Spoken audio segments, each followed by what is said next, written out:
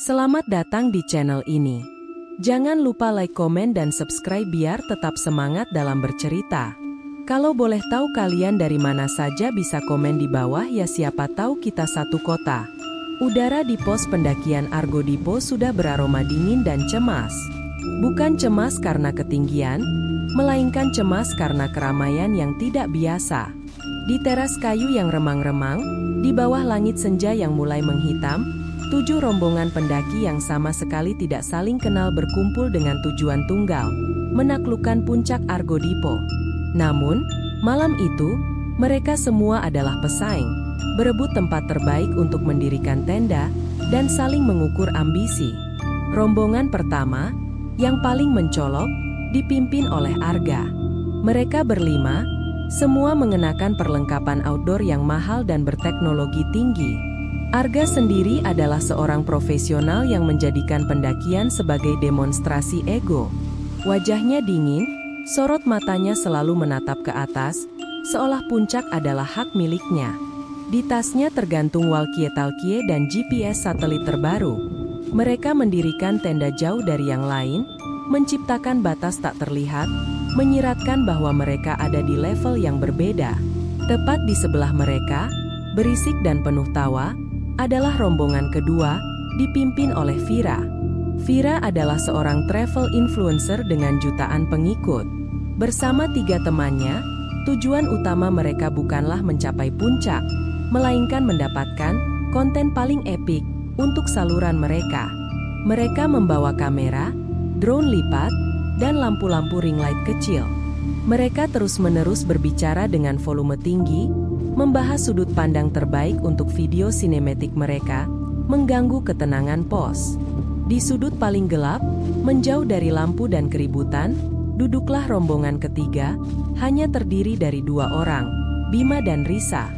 Mereka adalah pendaki veteran, pendiam, dan sangat sensitif terhadap alam. Pakaian mereka sederhana, ransel mereka lusuh, tetapi cara mereka bergerak penuh perhitungan. Mereka tidak berbicara, hanya mengamati. Bima menyalakan api unggun kecil dengan sigap, matanya sesekali melirik ke arah Arga dan Vira dengan ekspresi tak setuju. Risa, di sisi lain, terus memandangi punggung gunung, seolah merasakan sesuatu yang tidak beres. 4 rombongan lainnya adalah campuran pendaki biasa. Kelompok mahasiswa yang terlalu bersemangat, rombongan keempat, pasangan yang ingin mendaki romantis, rombongan kelima, 2 pria parubaya yang ingin membuktikan diri, rombongan keenam, dan rombongan ketujuh, sekelompok pemula yang terlihat gugup dan tidak yakin.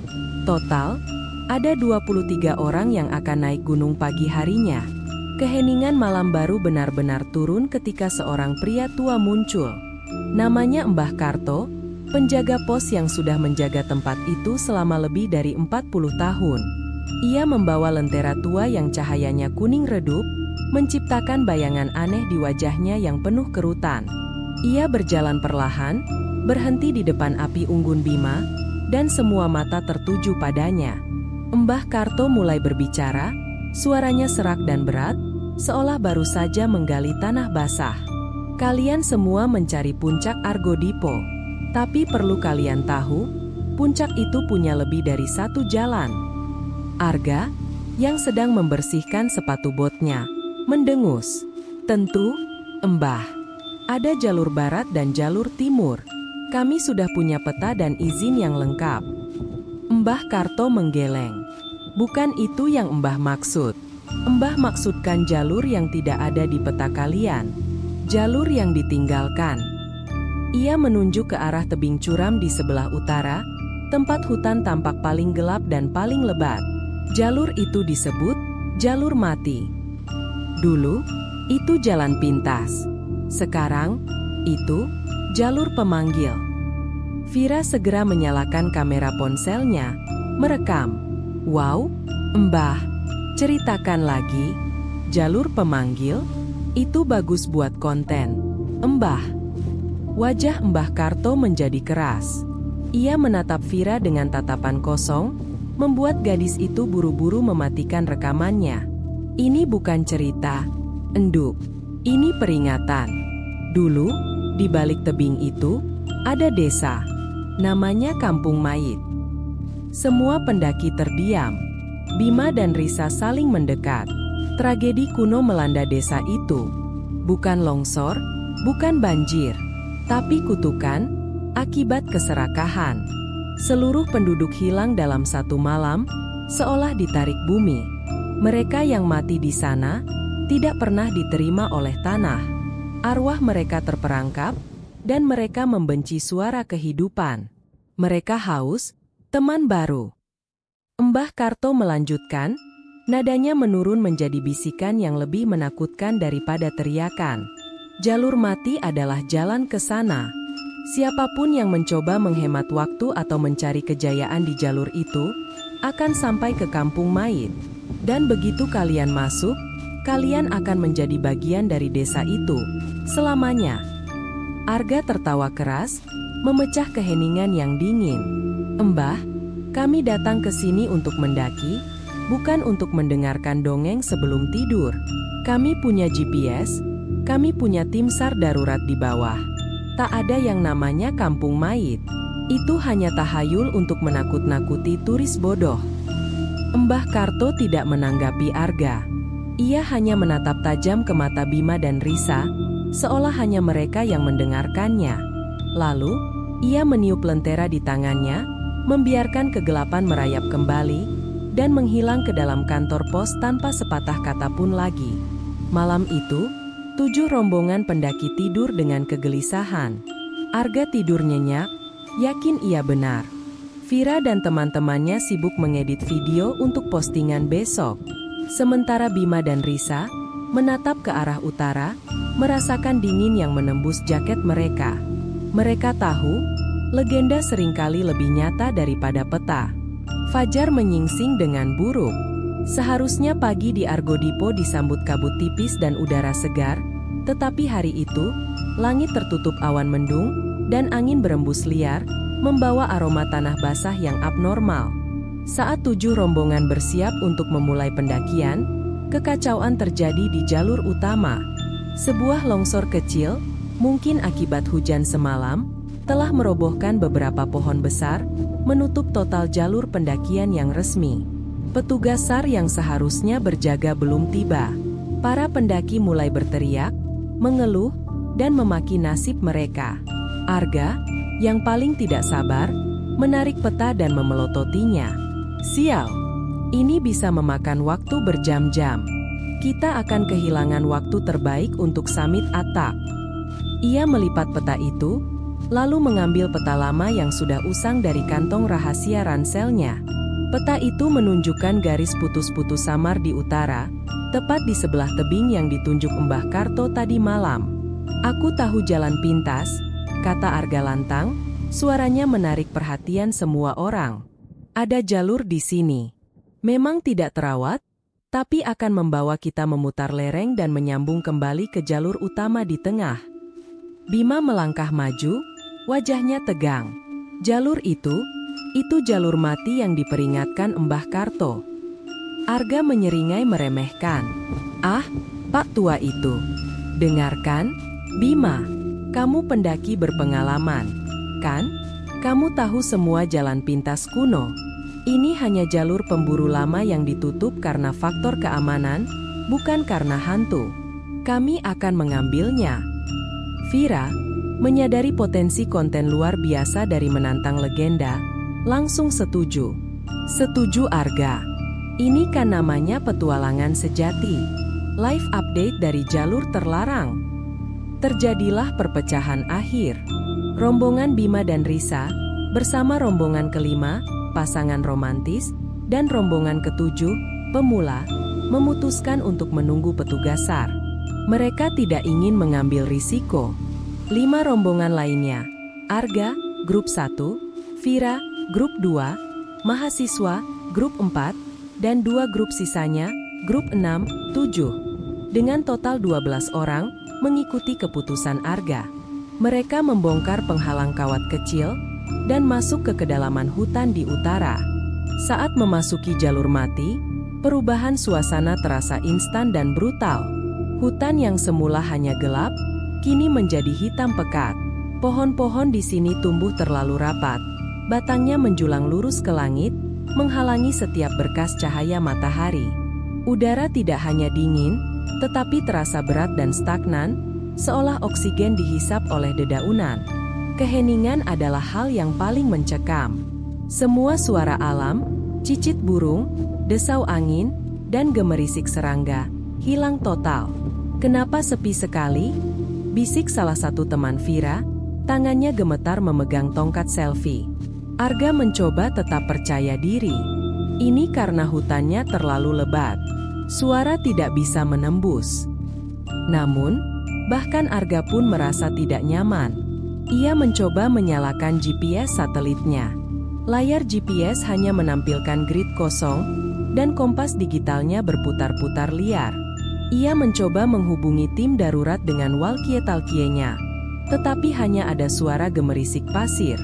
Ketakutan mulai merambat dari kaki ke hati. Mereka telah berjalan selama 1 jam, tetapi tidak ada tanda-tanda jalur akan menyambung ke jalur utama. Mereka hanya terus menuruni lereng, padahal seharusnya mereka mendaki melingkari gunung. Tiba-tiba, Arga berhenti. Kelompok yang mengikutinya menabraknya dari belakang. "Ada apa?" tanya Vira, kini suaranya terdengar takut. Di depan mereka, di tengah lingkaran kecil tanah lapang yang anehnya bersih dari semak, berdiri sebuah pohon beringin raksasa, akarnya menggantung seperti tirai panjang. Itu adalah pohon yang terlalu besar dan terlalu tua untuk berada di ketinggian itu. Dan di bawah pohon beringin itu, ada sebuah pemandangan yang membuat perut semua pendaki mual. Itu bukan makam, bukan tempat istirahat pendaki. Itu adalah semacam altar batu bundar yang ditutupi lumut tebal. Di atasnya, tergeletak 3 benda. Pertama, sebuah patung kayu berwajah hampa, dengan mata yang terbuat dari 2 butir batu hitam mengkilap. Patung itu terlihat seperti ukiran wajah seseorang yang sedang menjerit. Kedua, di samping patung itu, ada mangkuk perunggu tua yang berisi cairan hitam kental, mungkin darah yang sudah mengering. Dan yang ketiga, petanda pertama yang mengonfirmasi semua legenda, adalah sebuah lonceng perunggu yang sudah berkarat parah, setengah terkubur di tanah. Lonceng itu memiliki ukiran simbol-simbol kuno yang menyerupai tengkorak.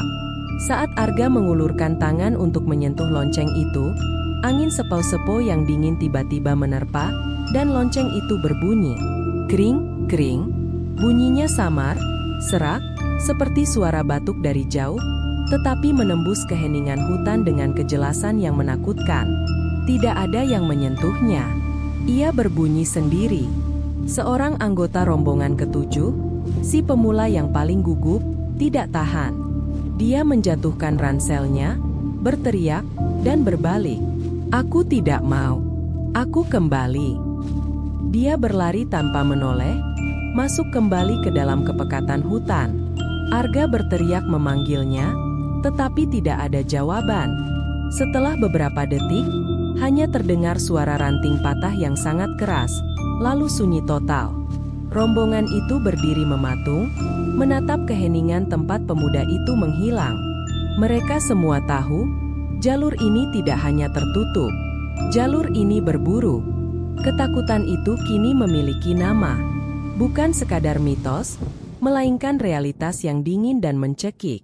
5 rombongan yang tersisa, kini hanya 11 orang, berkumpul erat, saling bertukar pandang penuh tuduhan. Mereka telah menyaksikan kengerian jalur mati dalam hitungan menit. "Kita harus kembali," tuntut Dion, salah satu anggota rombongan mahasiswa, grup 4, suaranya pecah. "Kita harus mengikuti jejaknya. Setidaknya kita cari tasnya." "Tidak," bentak Arga, masih berusaha mempertahankan otoritasnya. "Kita tidak akan berpisah lagi. Orang itu mungkin hanya panik dan berlari ke jurang. Kita fokus. Kita harus memutar dan mencari jalur utama. Terus turun berarti kita makin menjauh dari puncak dan pos." Masalahnya, Arga tidak tahu kemana mereka harus pergi. Ia mencoba segala cara. Ia mengeluarkan kompas cadangan, kompas analog kuno. Jarumnya berputar tak menentu, seolah kutub utara telah lenyap dari bumi. Ia membuang GPS dan walkie-talkie mahalnya ke semak-semak dengan frustrasi yang menelan egonya. Perangkat canggihnya tidak berguna melawan hukum alam yang terdistorsi di tempat itu. Mereka memutuskan untuk mendaki kembali, melawan arah turunan yang mereka ambil. Setelah berjalan selama hampir 3 jam, yang seharusnya membawa mereka kembali ke area altar beringin, mereka tiba di sebuah tebing batu besar. Tebing itu ditutupi lumut hijau terang dan memiliki bentuk yang sangat khas, seperti wajah raksasa yang tertidur. "Tunggu," ujar Arya, teman dekat Arga di rombongan pertama. "Aku ingat tebing ini. Ini adalah tebing yang kita lewati sekitar 1 jam yang lalu, saat kita turun." Semua orang terkejut. Bagaimana mungkin mereka berbalik, berjalan mendaki selama 3 jam, tetapi malah kembali ke titik yang lebih rendah? Arga menyangkal, menuduh Arya salah. Namun, saat mereka berbalik dan terus berjalan, mereka menemukan tebing yang sama lagi. Setelah hanya berjalan 10 menit, waktu mulai hilang maknanya. Matahari, yang seharusnya beranjak ke tengah langit, seolah bergerak sangat lambat, terperangkap di atas puncak pohon. Mereka berjalan, berkeringat, kelelahan, tetapi lingkungan selalu kembali. Tebing berlumut, sungai kecil dengan batu-batu berwarna biru pucat, dan pohon tumbang yang mereka tandai dengan cat pilos merah. "Ini lingkaran," bisik Vira, tidak lagi merekam. Ponselnya mati total, dan ia memeluk erat kamera drone-nya yang dingin. "Kita terperangkap dalam lingkaran waktu atau ruang. Kita tidak bisa keluar." Keputusasaan menumbuhkan kemarahan. Grup mahasiswa, grup 4, yang tersisa 3 orang, mulai menyerang Arga secara verbal. "Kau yang membawa kami ke sini," teriak Danu, pemimpin mahasiswa. "Kau tidak mendengarkan Mbah Karto. Semua karena ambisimu yang bodoh." "Aku mencoba memimpin kita keluar," balas Arga, wajahnya merah padam. "Aku punya pengalaman lebih dari kalian semua. Dengarkan aku." Saat mereka bertengkar, tiba-tiba terdengar suara tawa melengking dari balik semak. Tawa itu tidak seperti tawa manusia, tetapi lebih seperti suara daun kering yang digesekkan pada tulang. Itu terdengar sangat dekat, tetapi tidak ada yang terlihat. "Siapa itu?" teriak Arga, mengeluarkan pisau lipatnya.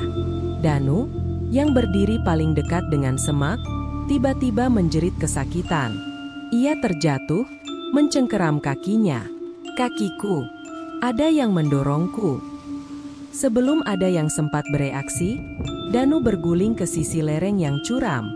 Ia mencoba menahan diri, tetapi seolah ada kekuatan tak terlihat yang menarik ranselnya, mendorongnya semakin cepat ke bawah. Ia menghilang ke dalam jurang terjal diiringi suara batu-batu yang runtuh. Rombongan yang tersisa berdiri kaku. Tidak ada yang menyentuhnya. Tidak ada yang terlihat. Kini hanya tersisa 10 orang dari 5 rombongan yang memasuki jalur mati. Rombongan mahasiswa tinggal 2 orang. Rombongan Arga masih utuh berempat. Vira dan 2 temannya. 2 pria parubaya, grup 6. Malam kembali tiba. Anehnya, hanya beberapa jam setelah matahari berhenti bergerak, cahaya menghilang dengan cepat, digantikan oleh kabut tebal berwarna kelabu yang tidak bergerak. Kelelahan mengalahkan ketakutan. Mereka setuju untuk beristirahat, tidak peduli di mana mereka berada. Mereka mendirikan tenda-tenda di bawah naungan batu besar, saling berhadapan. Tepat saat Arga mencoba menghangatkan sisa makanan kalengnya, ia melihat sesuatu di kejauhan. Bukan pohon, bukan batu. Itu adalah garis lurus, sesuatu yang dibuat oleh tangan manusia. Ia memaksa dirinya berdiri, mengabaikan protes dari kakinya yang sakit. Ia berjalan ke arah garis lurus itu, diikuti oleh anggota rombongannya. Tiba-tiba, kabut tersingkap, seolah ditarik oleh tangan raksasa. Di hadapan mereka, bukan lagi hutan Argodipo yang liar, melainkan sebuah lanskap yang datar, dikelilingi oleh punggungan bukit yang menciptakan cekungan alami. Di tengah cekungan itu, berdiri sebuah perkampungan. Rumah-rumah kayu beratap jerami, sawah kering, dan jalan setapak dari tanah liat. Kampung itu tidak terlihat di peta manapun. Itu terlalu terawat untuk menjadi desa hantu, tetapi terlalu sunyi untuk dihuni. Mereka telah berhasil keluar dari jalur mati, tetapi masuk ke tempat yang lebih buruk. Mereka telah tiba di kampung mayit. Pemandangan kampung mayit menampar mereka dengan kontras yang brutal. Hanya beberapa menit yang lalu mereka disiksa oleh hutan yang berputar-putar tanpa logika. Kini mereka berdiri di ambang pintu sebuah peradaban yang sempurna namun beku dalam waktu. Keheningan di sini berbeda. Jika di jalur mati keheningan itu disebabkan oleh kematian yang mengintai, di sini keheningan itu disebabkan oleh kematian yang sudah lama terjadi. Arga, yang kini kehilangan hampir semua kesombongannya, menjadi yang pertama melangkah maju. Rasa lapar dan kehausan mengalahkan rasa takut. Air dan makanan. Kita harus cari logistik. Cepat, cari rumah kepala desa atau lumbung. Vira dan dua temannya, meski gemetar, tetap mengikuti. Vira mengangkat ponselnya, berharap ada sinyal, tetapi layarnya tetap gelap. Ia hanya bisa mengambil video bisu dari pemandangan yang tak terlukiskan ini.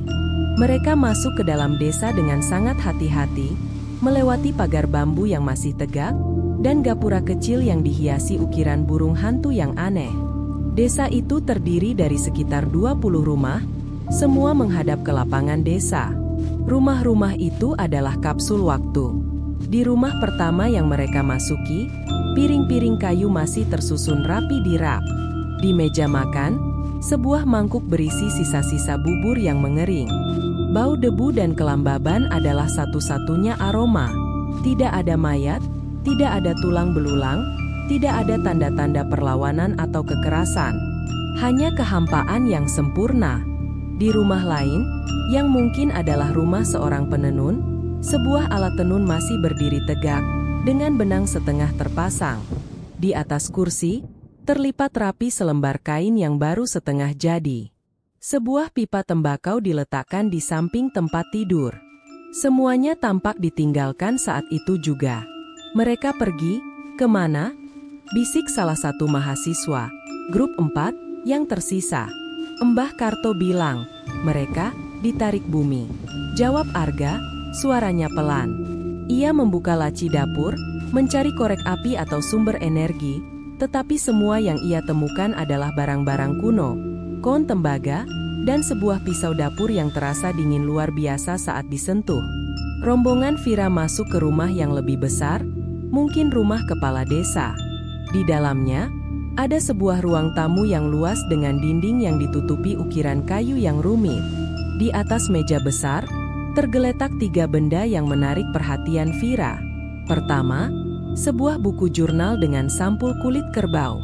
Kedua, sebuah guci keramik kecil yang tertutup rapat. Ketiga, yang paling mengerikan, adalah sebuah kalender kayu. Kalender itu berhenti pada hari yang sama, setiap tahun, tanpa tanggal. Saat Vira mencoba menyentuh kalender itu, temannya yang bernama Luna, menjerit tertahan. Luna menunjuk keluar jendela, ke arah lapangan desa. Di tengah lapangan, sebuah sumur tua dengan katrol kayu. Di sisi sumur itu, tergantung sehelai pakaian anak kecil, kemeja putih kecil dengan bercak lumpur.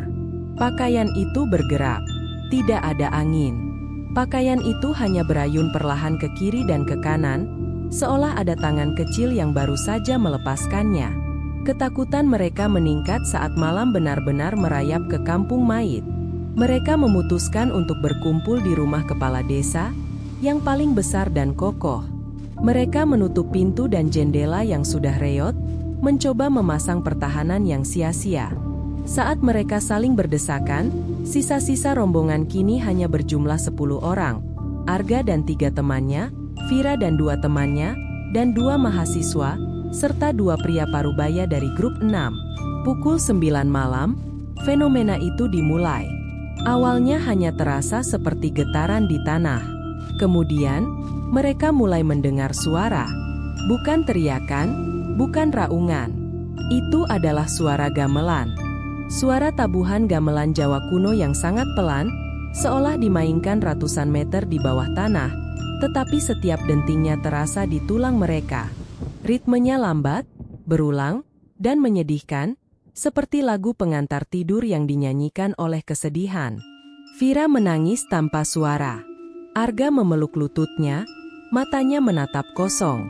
Salah satu pria parubaya, yang sebelumnya begitu berani, mulai bergumam dan berdoa dalam bahasa yang tidak mereka kenali. Lalu, di tengah suara gamelan itu, terdengar suara lain. Suara paling mengerikan yang pernah mereka dengar. Itu adalah tawa anak-anak. Bukan tawa gembira, melainkan tawa riang yang diputar ulang dengan lambat dan berulang-ulang, terdengar datang dari rumah-rumah kosong di sekitar mereka. Tawa itu mengelilingi rumah kepala desa, seolah puluhan anak-anak yang tak terlihat sedang bermain petak umpet di antara dinding. Arga menunjuk ke pintu. Mereka mengelilingi kita. Tiba-tiba, tawa itu berhenti. Gamelan juga senyap.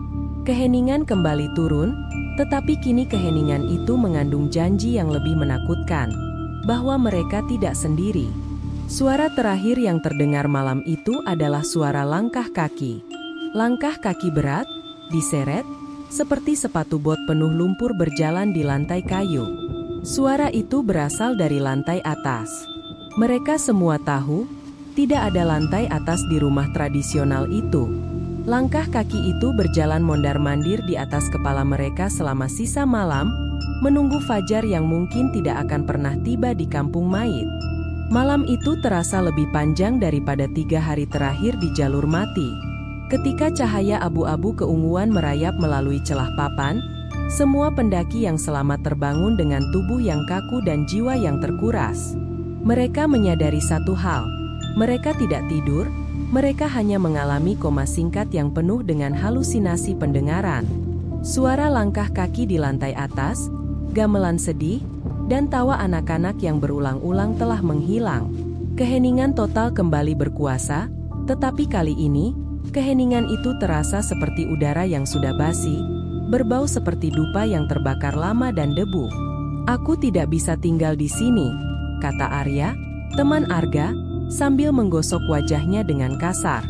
"Kita harus bergerak. Sekarang. Cari jalan keluar." "Kemana?" tanya Vira, matanya sembab. "Kembali ke jalur mati, yang memakan teman kita? Atau terus masuk ke desa yang jelas-jelas menunggu kita mati?" Arga, yang semalaman hanya diam, kini menatap meja di mana jurnal kulit kerbau itu tergeletak. "Kita perlu tahu apa yang terjadi di sini. Kita tidak bisa lari dari jebakan yang tidak kita pahami." Mereka membuka jurnal itu. Kulit kerbaunya terasa dingin dan kering, seolah tidak pernah menyerap kelembapan apapun. Jurnal itu ditulis dengan tinta hitam pekat, dalam aksara Jawa kuno yang hampir tidak dapat mereka baca. Untungnya, salah satu mahasiswa, grup 4, yang tersisa, bernama Wisnu, mengambil jurusan etnografi dan mengenali beberapa karakter. Wisnu membaca perlahan, menerjemahkan baris demi baris, suaranya dipenuhi rasa takjub dan ngeri. Jurnal itu adalah milik Kyai Sidik, kepala desa Kampung Mait yang hidup ratusan tahun lalu. Awalnya, jurnal itu berisi tentang panen, upacara desa, dan kehidupan normal. Namun, di tengah-tengah buku, ceritanya berubah menjadi suram. Kyai Sidik mencatat tentang guci emas, benda pusaka yang seharusnya menjadi milik penjaga gunung, seperti Mbah Karto di masa lalu, tetapi dicuri oleh leluhur desa karena keserakahan. Guci emas itu menjanjikan kekayaan tak terbatas, tetapi memiliki kutukan. Ia menuntut korban abadi. Selama guci emas ada di tangan kita, desa ini akan makmur. Tetapi, setiap matahari terbenam, ia menuntut jiwa yang hilang. Jiwa-jiwa yang terperangkap dalam lingkaran, tidak bisa pergi ke surga, tidak bisa kembali ke bumi. Mait-mait ini, mereka adalah penjaga desa kita, memastikan kekayaan kita tetap ada. Baca Wisnu, suaranya bergetar hebat. Kyai Sidik lalu menulis bahwa desa mulai menyadari bahwa jiwa yang hilang Itu adalah anak-anak mereka sendiri yang menghilang secara misterius setiap beberapa tahun. Gamelan yang mereka dengar adalah musik pengiring pemanggilan jiwa. Dan tawa anak-anak itu adalah arwah mereka yang terperangkap, merengek minta dibebaskan. Di halaman terakhir, tulisan tangan Kyai Sidik menjadi kacau, seolah ditulis dalam kepanikan ekstrim. Hari ini, kami berencana mengembalikan Guci ke puncak, mengorbankan segalanya demi mengakhiri ini. Tetapi sudah terlambat. Guci itu sudah menyatu dengan desa. Kutukan itu sudah menjadi darah kami. Mereka datang. Mereka datang untuk mengambil sisanya. Semua sudah siap di meja, seperti yang mereka tinggalkan. Kami akan bergabung dengan mereka. Kami akan menjadi mayit yang tertidur, menunggu suara baru, menunggu pendaki baru, untuk menjemput giliran kami. Tulisan itu berhenti tiba-tiba. Tepat di bawah kalimat terakhir itu, Kyai Sidik telah menggambar simbol, sebuah lingkaran yang memotong garis lurus. Simbol yang sama seperti yang terukir pada lonceng di altar di jalur mati. Mereka menoleh ke guci keramik kecil yang ada di meja. Mereka yakin, guci keramik ini adalah wadah tempat guci emas yang sebenarnya disembunyikan. Arga, dengan tangan gemetar, mengambil guci keramik itu. Dinginnya menembus sarung tangannya. Ini alasannya, kata Arga, napasnya tersengal. Desa ini adalah makam massal. Arwah-arwah itu terperangkap di sini, tidak diterima bumi karena ada perjanjian serakah yang belum lunas. Dan sekarang, kita membawa udara segar, kehidupan, yang mereka butuhkan untuk mengisi kekosongan. Seketika, rumah itu terasa jauh lebih dingin. Di sudut ruangan, bayangan terlihat bergerak cepat, bukan karena lentera, melainkan karena pergeseran energi. Mereka tahu, dengan membaca jurnal itu, mereka telah membangunkan sesuatu. Mereka telah memberitahu para mayit, bahwa mereka tahu rahasia mereka. Saat matahari mencapai puncaknya, atau setidaknya, apa yang terasa seperti puncak di kampung mayit yang diselimuti kabut, tekanan psikologis dimulai. Halusinasi dan trauma. Untuk Arga, ego dan ambisi saat Arga melihat sekeliling, tiba-tiba tiga temannya, yang masih hidup, tampak memandangnya dengan jijik dan dingin. Suara seorang pria membisiki telinganya, "Kau selalu gagal, Arga. Di kantor, di rumah, dan sekarang di gunung ini. Kau membunuh kami semua demi membuktikan bahwa kau benar." Arga berteriak, mengayunkan pisau lipatnya ke Arya, temannya sendiri, yang hanya menatapnya dengan bingung. Arga sedang melihat bayangan kegagalannya sendiri. Untuk Vira, validasi dan konten Vira melihat layar kamera drone-nya, yang tadinya mati, kini menyala. Di layar itu, ia melihat wajahnya sendiri, tetapi matanya cekung dan hitam, dan ia tertawa seperti tawa anak-anak yang mereka dengar tadi malam. Wajah itu berbisik, "Kontenmu tidak pernah cukup, Vira. Kau menjual jiwa teman-temanmu demi klik. Sekarang, kau akan menjadi bintang utama di kampung mayit, ditonton selamanya." Vira menjatuhkan kamera mahalnya, dan menginjaknya sampai hancur.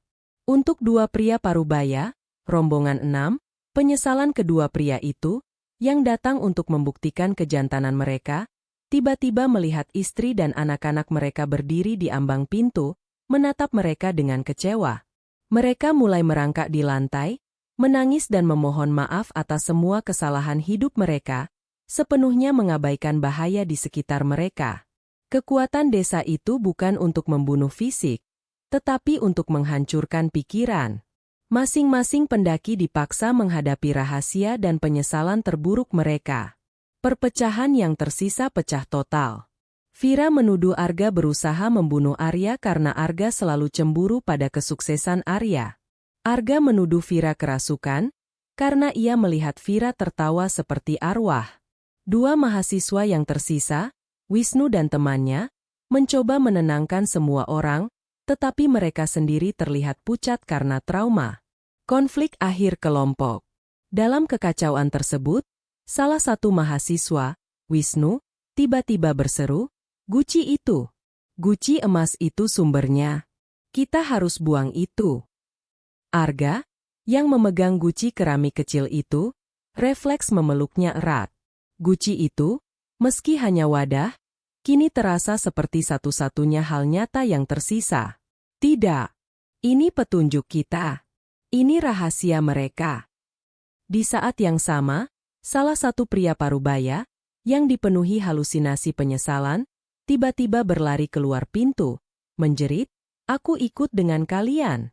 Aku lebih baik diampuni daripada hidup dengan rasa malu ini." Ia berlari menuju sumur di lapangan desa. Terdengar suara air bergejolak, dan kemudian keheningan.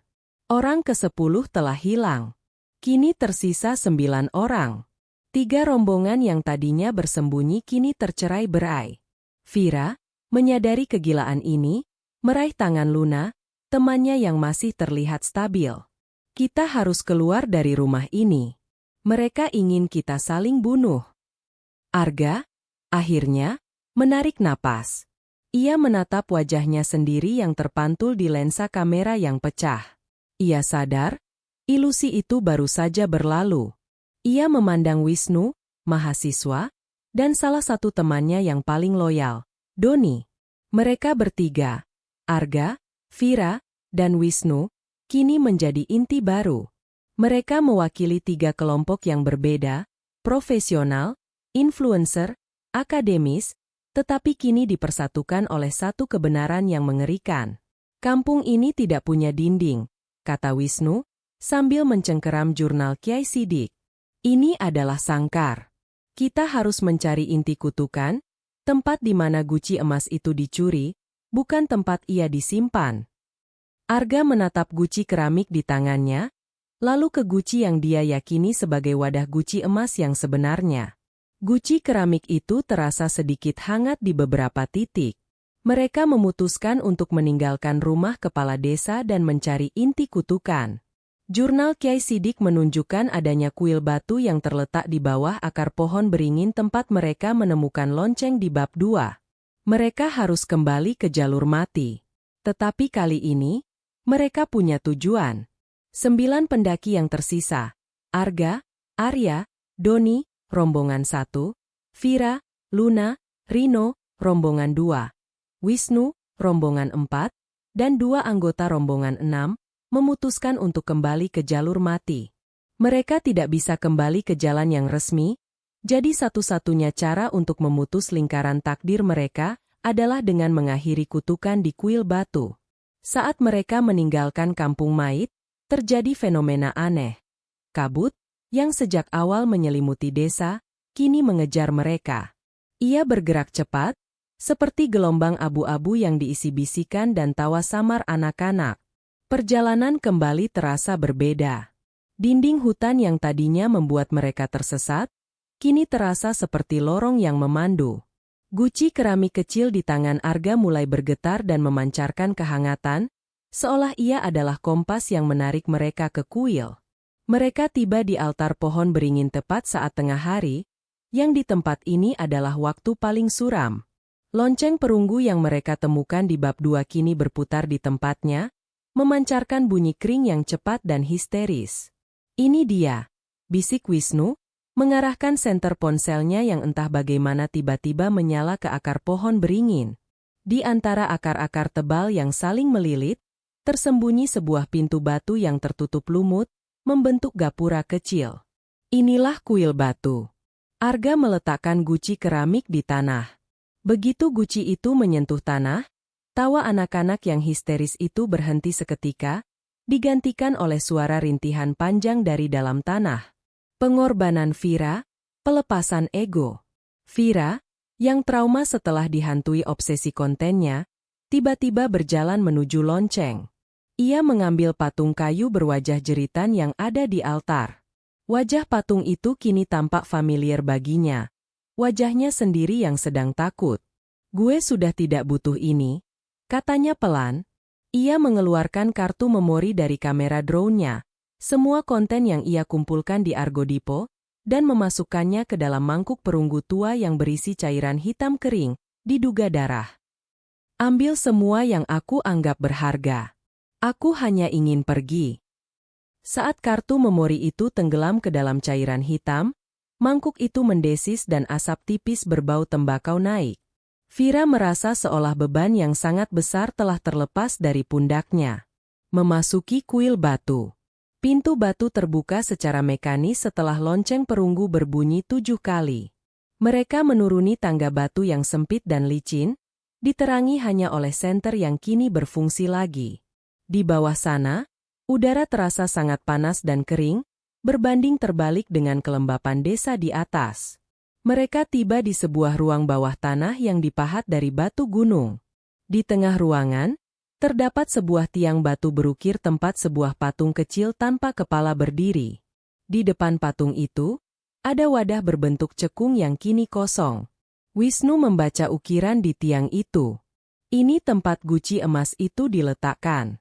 Dulu, ini adalah kuil penjaga gunung. Guci emas adalah energi pengikat antara alam dan gunung. Ketika dicuri, energi itu terdistorsi dan menjadi kutukan. Lalu di mana guci itu sekarang? Tanya Arya. Arga menatap guci keramik kecil di tangannya. Guci itu tidak lagi dingin, melainkan terasa panas membakar. Ia ingat tulisan Kiai Sidik. Guci itu sudah menyatu dengan desa. Klimaks dan pengembalian. Arga menyadari bahwa guci keramik yang ia pegang bukanlah wadahnya, melainkan guci emas yang menyamar. Bentuk kecil dan keramik adalah hasil penyamaran dari kutukan itu sendiri. Ia harus mengembalikan guci ini ke tempat yang seharusnya, sebelum matahari terbenam lagi. Arga meletakkan guci keramik itu ke dalam cekungan di tiang batu. Seketika, guci itu mulai memancarkan cahaya keemasan yang menyilaukan dan bergetar hebat. Dinding kuil mulai retak. Gamelan yang mereka dengar semalam kembali berbunyi, tetapi kali ini, ritmenya cepat dan marah. Tiba-tiba, dari balik tiang, muncul sesosok mayit. Sosok itu, yang mereka yakini adalah Kiai Sidik, kepala desa. Wajahnya keriput, matanya kosong, dan ia mengenakan pakaian kepala desa yang sudah lapuk. Dia tidak menyerang secara fisik, tetapi suaranya, serak dan dingin, menusuk pikiran mereka. Kalian tidak bisa membebaskan kami. Kami adalah penjaga kekayaan. Kalian harus tinggal. Kalian akan menggantikan kami. Kalian yang serakah, haus kejayaan, sama seperti kami. Sosok mayit itu bergerak ke arah Arya, Arga, dan Luna, menyentuh mereka dengan tangan dingin. Begitu tangan Kiai Sidik menyentuh kulit mereka melihat sekilas pemandangan mengerikan. Ratusan mayat beku, berdiri seperti patung di tengah desa. Arga berteriak sekuat tenaga. Kami tidak serakah. Kami hanya ingin hidup. Kutukan ini harus berakhir. Cahaya guci emas semakin terang, memecah kuil batu. Batu-batu mulai runtuh. Guci itu membebaskan energi alaminya kembali ke gunung, memutus kutukan. Kiai Sidik menjerit panjang, melengking, sebelum tubuhnya hancur menjadi debu halus. Mereka berlari keluar dari kuil batu yang runtuh, didorong oleh gelombang energi murni yang panas. Mereka berlari ke atas, keluar dari akar beringin, dan kembali ke jalur mati. Saat mereka melarikan diri, jalur mati berubah untuk terakhir kalinya.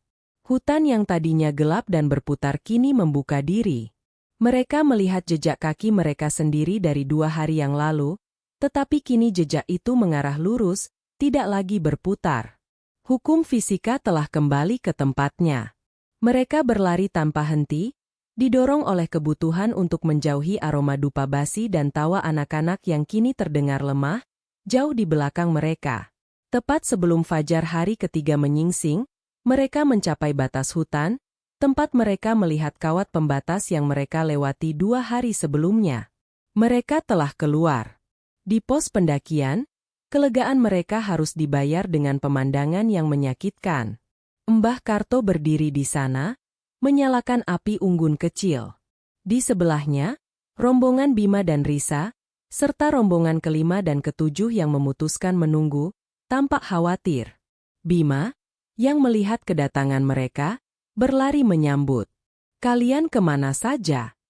Kalian hilang selama 2 hari penuh. Petugas SAR sedang disiapkan.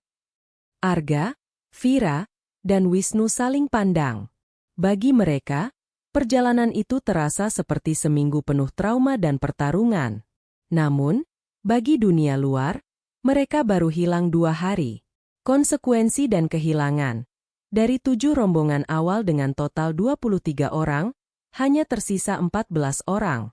Hilang di jalur mati. 2 orang, pemula grup 7, Danu grup 4. Hilang di kampung Mait. 2 orang, 2 pria grup 6. Total yang kembali dari kampung Mait. 9 orang, Arga, Arya, Doni, Vira, Luna, Rino, Wisnu, dan 1 teman mahasiswa lainnya. Korban jiwa 4 orang, dari 12 orang yang masuk jalur mati. Mbah Karto mendekati mereka yang selamat. Ia tidak bertanya. Ia hanya melihat ke arah guci keramik yang dipegang Arga, atau lebih tepatnya, tempat guci itu seharusnya berada. Ia mengangguk pelan. Kalian sudah menutup jalannya.